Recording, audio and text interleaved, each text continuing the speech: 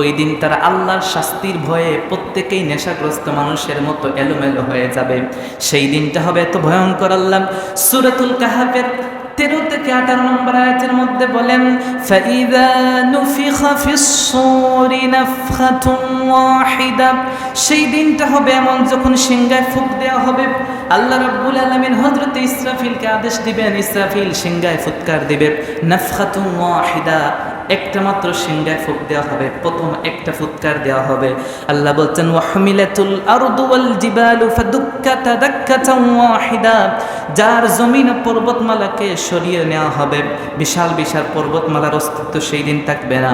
আল্লাহ রাব্বুল আলামিন বলেছেন, মাত্র একটি আঘাতের কারণে সবগুলো চূর্ণ বিচূর্ণ হয়ে যাবে, কোনো কিছুর অস্তিত্ব খুঁজে পাওয়া যাবে না।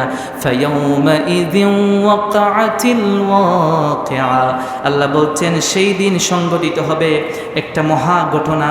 ওই দিনটা হবে মহা ঘটনা। আল্লাহ সূরা ওয়াকিয়ার মধ্যে বলছেন, ইযা ওয়াকাআতিল ওয়াকিআ লাইসা লিওয়াকাআতিহা কাযিবা।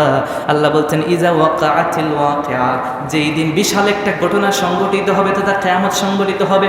আল্লাহ বলছেন, লাইসা লিওয়াকাআতিহা কাযিবা, সেই দিনটা মিথ্যা না, সেই দিন সত্য, অবশ্যই সেই দিন কিয়ামত সংঘটিত হয়ে যাবে।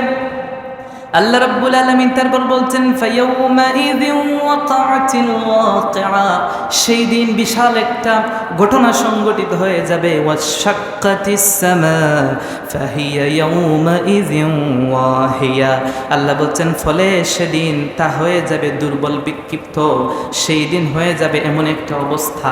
আল্লাহ বলে দিয়েছেন, ওয়াল মালাকু আলা আরজাইহা ওয়া ইয়াহমিলু আরশা রাব্বিকা ফাওকাহুম ইয়াউমাইযিন সামানিয়া, সেই দিন আল্লাহ রাব্বুল আলামিন সমস্ত ফেরেশতাদেরকে আসমানের বিভিন্ন প্রান্তে থাকবে।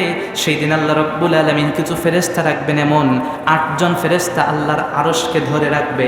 আল্লাহর আরশ বহনকারী হাম্মালাতুল আরশ, যে সমস্ত ফেরেশতাকে বলা হয় 8 জন ফেরেশতা সেই দিন আরশকে ধরে রাখবে। আল্লাহ রাব্বুল আলামিন বলছেন, ইয়াউমাইযিন তু'রাদুনা লা তাখফা মিনকুম খাফিয়া, সেই দিন তোমাদের প্রত্যেককে হাজির করা হবে। লা তাখফা মিনকুম খাফিয়া, সেই দিন কারো কোনো কিছু গোপন করা হবে না, সবার বায়োগ্রাফি জীবনী সেই দিন প্রকাশ করা হবে। সেই দিন কোনো কিছু আর গোপন থাকবে না।